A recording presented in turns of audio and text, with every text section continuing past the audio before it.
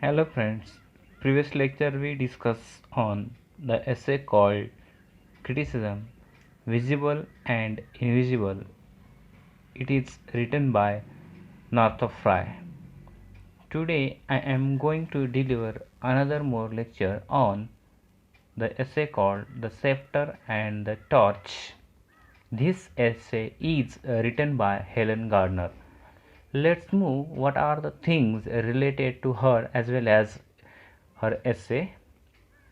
At initially we are going to take its introduction. Let's start. Dame Helen Gardner was the professor of English literature at University of Oxford. She edited the poems of John Donne.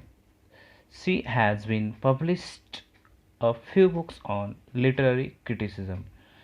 She was the first woman matron professor of English literature in the University of Oxford. She started holding her position in 1966. Her specialist areas were T.S. Eliot, the metaphysical poets, Milton, and religious poetry. Besides many essays published on these subjects as well as on literary criticism. There are some important points related to her background as well as this essay. Let's move one by one. Number 1, Gardner is well acknowledged for her book called The Business of Criticism.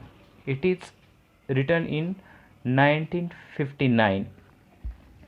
Another most important part of this essay is the essay called The Sceptre and the Torch is taken from her book The Business of Criticism. Let's move.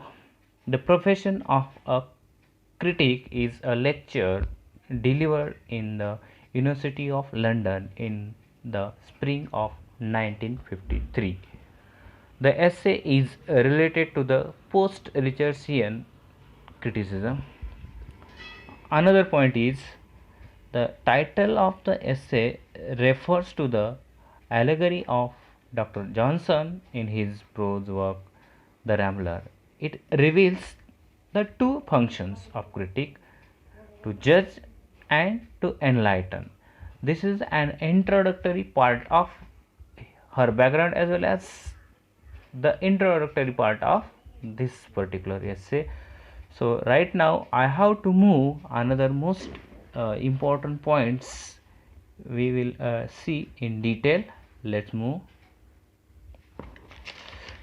The Sceptre and the Torch, Helen Gardner. She has emphasized on what are the role of the critic as well as the reader, or it may be a writer.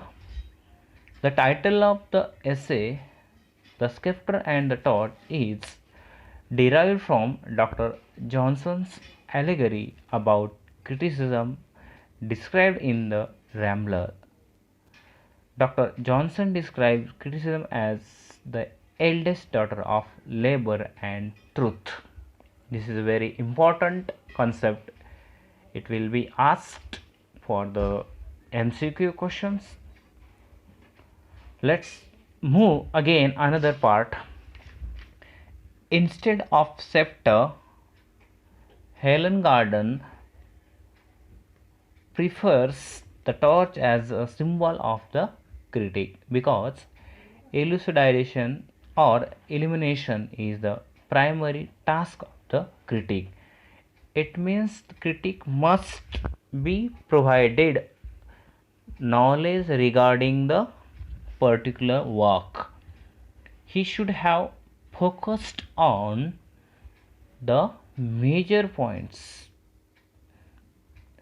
The reader will be attracted towards the reading. Further, the most essential task of the critic is the judgment of value. The critic's task is to assist the readers to read for themselves widely, variously, and indiscriminately. The critics needs to help readers to read with more enjoyment and and to understand so as to enable him find value in literary work. This point is related to the reader as well as critic. Critic should be give an appropriate guidelines to the reader. Then reader will be attracted to the literary work and he will be enjoyed literary work without any hesitation. So this is the first part of this lecture. In the another lecture we will take more details. We will see another lecture. Thank you.